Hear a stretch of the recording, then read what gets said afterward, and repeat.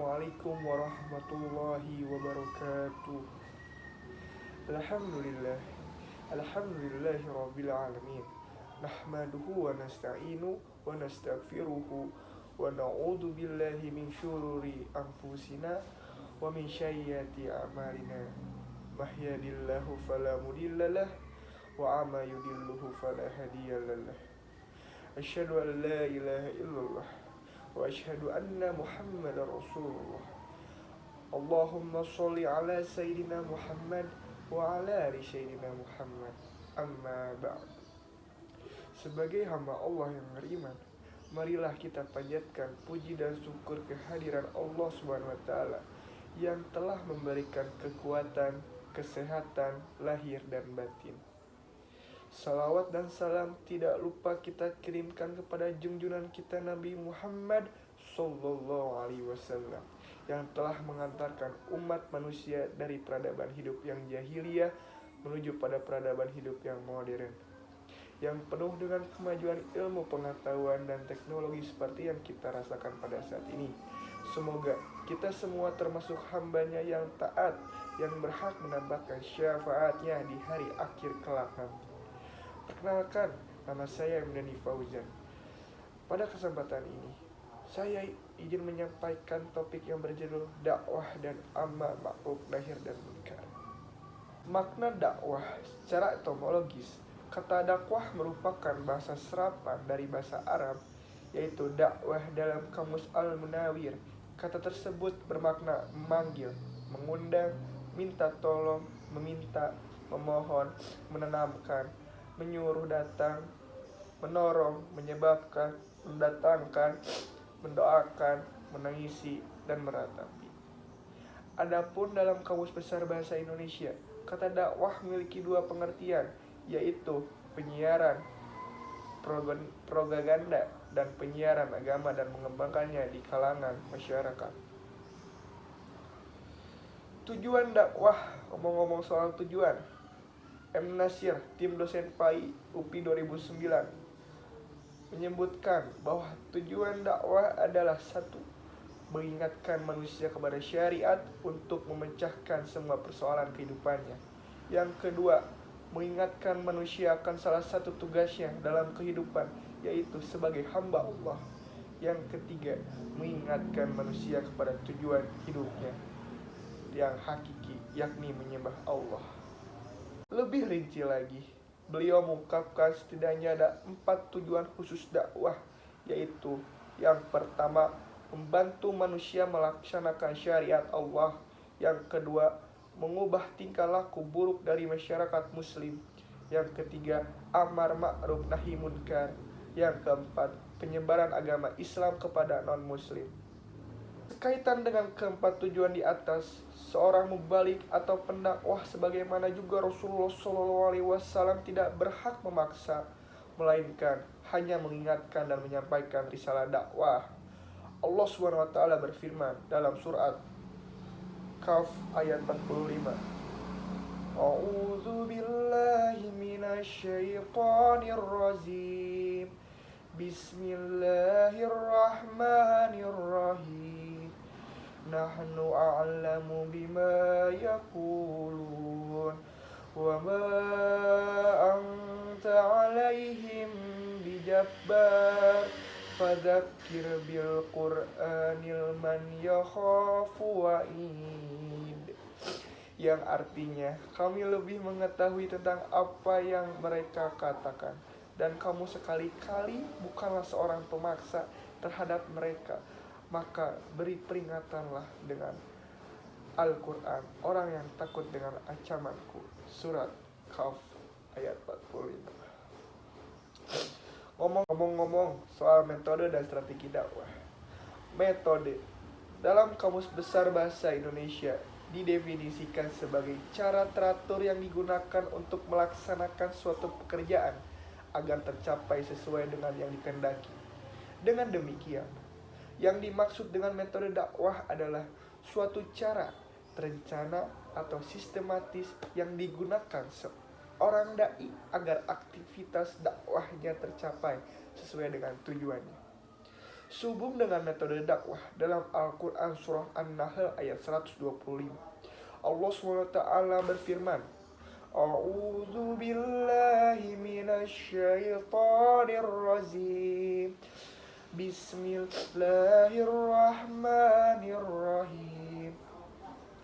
Ud'u ila sabili rabbika bil hikmati wal mau'izatil hasanah wajadilhum billati hiya ahsan inna rabbaka huwa a'lamu biman dhalla an sabili wa huwa a'lamu bil muhtadin, yang artinya, serulah manusia kepada jalan Tuhanmu dengan hikmah dan pelajaran yang baik, dan bantalah mereka dengan cara yang baik. Sesungguhnya Tuhanmu dialah yang lebih mengetahui tentang siapa yang tersesat dari jalannya, dan dialah yang lebih mengetahui orang-orang yang mendapatkan petunjuk. Quran Surat An-Nahl ayat 125. Ayat Al-Quran di atas mengisyaratkan tidak metode dakwah, yaitu bil hikmah, mau'izatil hasanah, dan al-mujadalah. Metode pertama yaitu dakwah bil hikmah. Kata al-hikmah sedikitnya memiliki 5 arti, yaitu al-adl, keadilan, al-haq, kebenaran, al-him, ketebahan, al-ilm, pengetahuan, dan an-nubuwah, kenabian. Dengan makna tersebut, sehingga yang dimaksud dengan dakwah bil hikmah di sini adalah aktivitas dakwah yang dilaksanakan secara matang-matang, terencana, dan disesuaikan dengan objek dakwah. Metode yang kedua yaitu dakwah bil mau'izatil hasanah. Makna mau'izah hasanah bersumber dari Al-Quran, serta metode penyampaian berita gembira dan ancaman yang disertai dengan kebajikan yang membuat hati senang. Sehingga arah dari metode ini adalah aktivitas dakwah yang memberi kesan mendekati, bukan menjauhi, memudahkan, bukan menyusahkan, mengasihi, bukan menakutkan. Yang ketiga, metode dakwah al-mujadalah. Makna dari al-mujadalah sini adalah saling bertukar pikiran. Secara umum, makna dakwah dengan metode al-mujadalah di sini adalah aktivitas dakwah yang memposisikan objek dakwah sebagai rekan untuk saling bertukar pikiran dalam upaya untuk mencapai tujuan dakwah. Ngomong soal materi dan substansi dakwah, menurut Quraisy Shihab, kekeliruan tersebut nampak pada 3 hal, yaitu materi yang disampaikan tidak sesuai dengan harapan pendengar. Yang kedua, materi yang disampaikan belum saatnya disampaikan ketika itu, akibatnya menyulut perbedaan pendapat dan perpecahan di kalangan pendengar yang salah memahaminya. Yang ketiga, materi sangat teoritas alias sulit dimengerti secara praktis oleh masyarakat. Itulah beberapa keliruan yang dilakukan oleh para dai yang jika tidak diperhatikan bisa memicu ketidakberhasilan kegiatan dakwah. Sehubung dengan hal tersebut di atas, saat ini sebaiknya kegiatan dakwah diarahkan pada upaya membumikan ajaran-ajaran agama ke dalam kehidupan masyarakat. Materi dakwah yang terkait dengan hal tersebut difokuskan pada 3 hal berikut, yaitu 1. Bagaimana ide-ide agama dipaparkan sehingga dapat mengembangkan gairah generasi muda untuk mengetahui hakikat-hakikatnya melalui partisipasi positif mereka. Yang kedua, sumbangan agama ditujukan kepada masyarakat luas yang sedang membangun, khususnya di bidang sosial, ekonomi, dan budaya. Yang ketiga, studi tentang dasar-dasar pokok berbagai agama yang dapat menjadi landasan bersama demi mewujudkan kerjasama antar makhluk agama tanpa mengabaikan identitas masing-masing. Ngomong soal dakwah Islam di era modern. Dakwah Islam di era modern. Di era modern yang ditandai dengan kemajuan teknologi informasi dan komunikasi, dakwah tidak lagi didominasi oleh kalangan tertentu, bahkan hampir bukan menjadi otoritas secara ulama lagi. Saat ini, masyarakat tidak hanya menjadikan ulama sebagai satu-satunya sumber untuk mendapatkan pengetahuan agama dengan memanfaatkan internet lewat aplikasi Google atau yang kita sering disebut Google.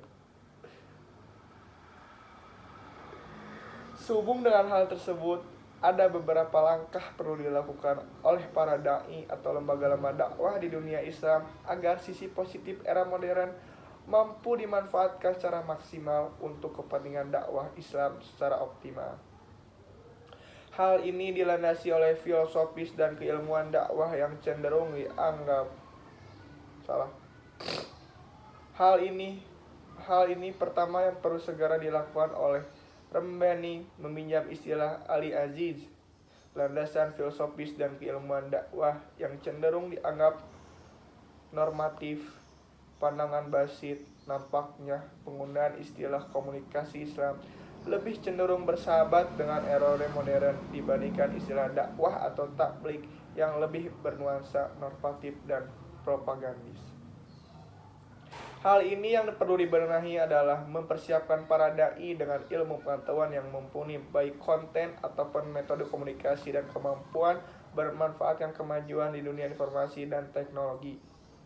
Seorang dai harus bersikap terbuka dengan segala bentuk perubahan yang positif dan senantiasa mengupgrade soft skill-nya sesuai kemajuan zaman. Beberapa skop yang perlu dimiliki diantaranya proyektor, smartphone, dan lain sebagainya. Konsep amar ma'ruf nahi munkar.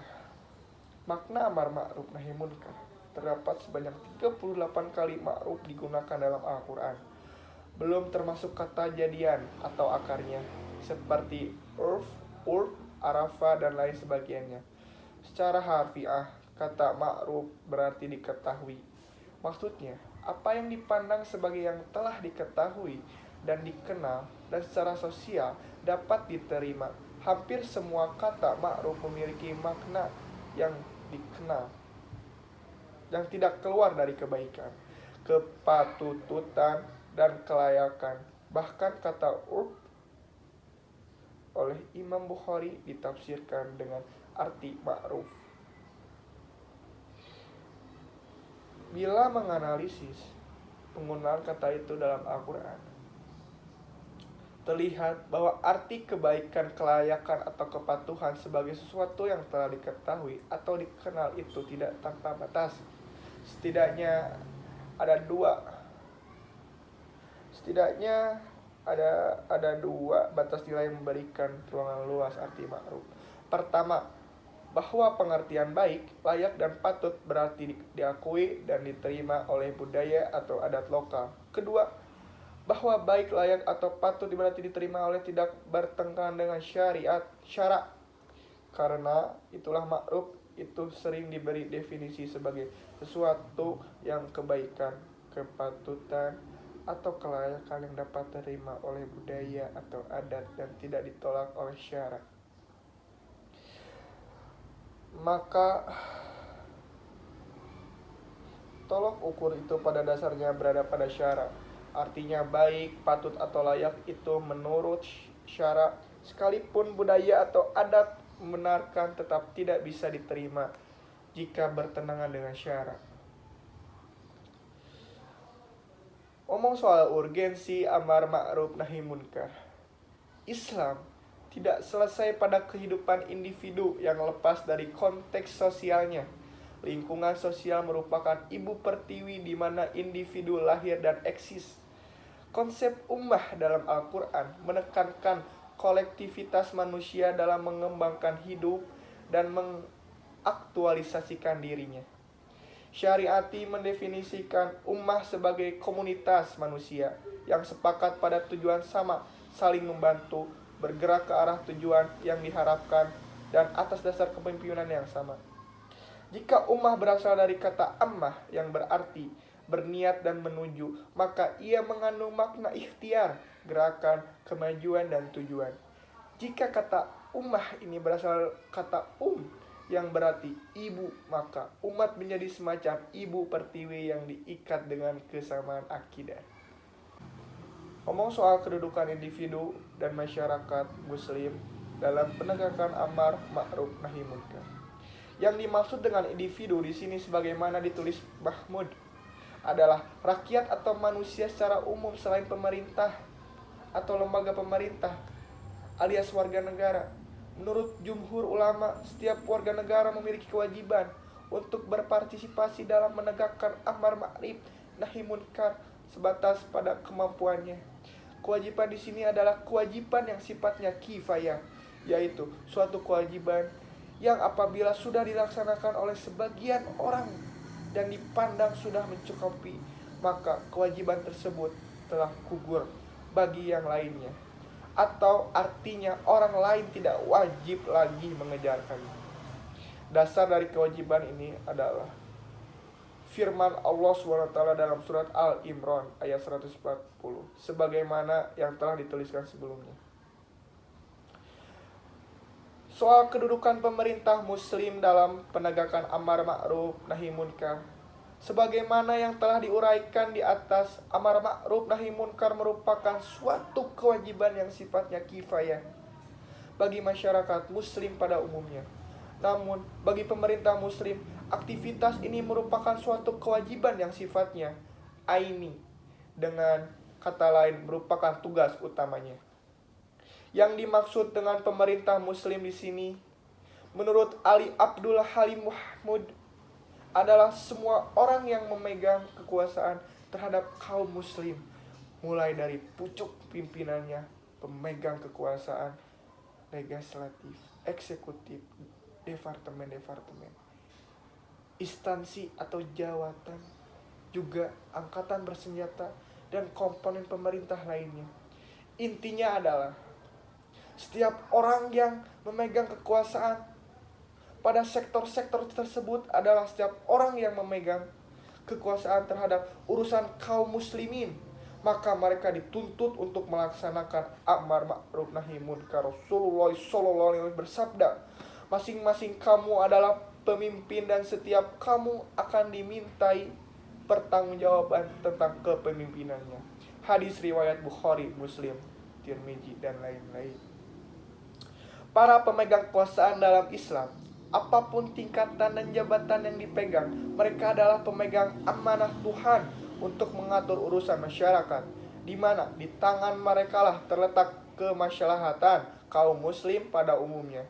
Karenanya, berdasarkan hadis di atas, setiap pimpinan akan dimintai pertanggungjawaban akan kepemimpinan yang ia lakukan. Jumhur ahli fikih menyatakan bahwa kebaikan para pemimpin itu terletak pada 4 hal, yaitu menegakkan sholat, menunaikan zakat, sosialisasi kebajikan, dan pencegahan kemungkaran. Mahmud 1966 halaman 257. Pembagian amar ma'ruf nahi munkar. Yang pertama, yang berhubungan dengan hak-hak Allah. Yang ke-1, berkaitan dengan jamaah bukan perorangan, seperti meninggalkan sholat Jumat di suatu tempat yang sekiranya jumlah penduduknya sudah memenuhi syarat untuk didirikannya sholat Jumat, seperti sudah berjumlah 40 orang atau lebih sebagaimana yang diutarakan jumhur ulama. Kedua, berhubungan dengan perorangan, seperti orang yang meninggalkan sholat berjamaah. Adapun yang berhubungan dengan hak-hak Allah nahi munkar, setidaknya ada 3 macam, yaitu berkaitan dengan ibadah, yaitu melakukan kemungkaran dalam beribadah wajib, dilarang, seperti seorang perempuan yang mengimami sholat berjamaah di mana makmumnya adalah laki-laki. Yang kedua, berkaitan dengan muamalah, yaitu dengan dilakukannya penyimpangan-penyimpangan wajib dilarang, seperti mengkali timbangan, melakukan aktivitas riba, atau melakukan jual beli yang dilarang semacam sistem ijon dan lain-lain. Dan berkaitan dengan pantangan-pantangan, yaitu di mana seorang pimpinan harus mencegah rakyatnya berada di suatu tempat atau kondisi yang dapat menimbulkan keraguan-raguan atau prasangka buruk, sebagaimana contoh ketika rakyatnya terlibat dalam aliran-aliran sempalan dan semacamnya. Ada juga yang berhubungan dengan hak-hak manusia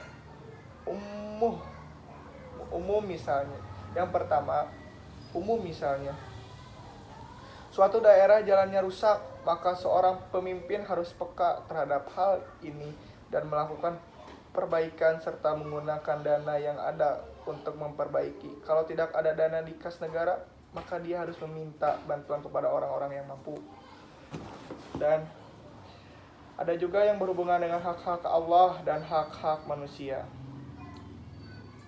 Amar ma'ruf jenis ini sangat banyak jumlahnya. Salah satu bentuknya adalah menyuruh para wali untuk segera menikahkan wanita-wanita lajang dengan orang-orang yang sekufu dengannya.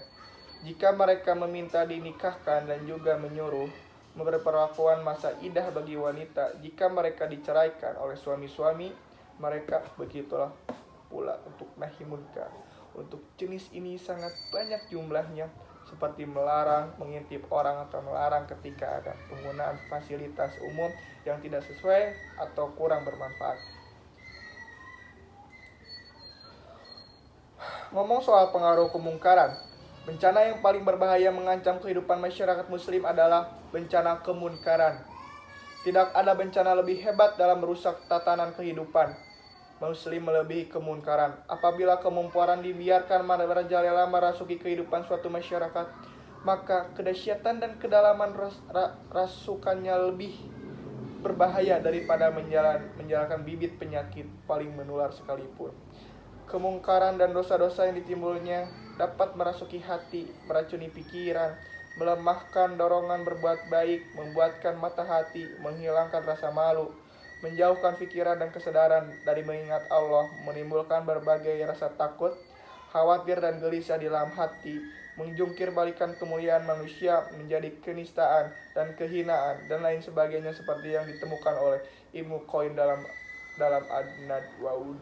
Masalah pencegah kemungkaran menjadi kewajiban yang mendapat perhatian khusus dalam Islam, sehingga derajat keimanan seorang dikaitkan langsung dengan kesungguhan dan kemampuannya dalam mencegah kemungkaran. Rasulullah SAW bersabda, "Barang siapa melihat kemungkaran, hendaklah ia merubahnya dengan tangannya. Jika tidak mampu, maka dengan lisannya.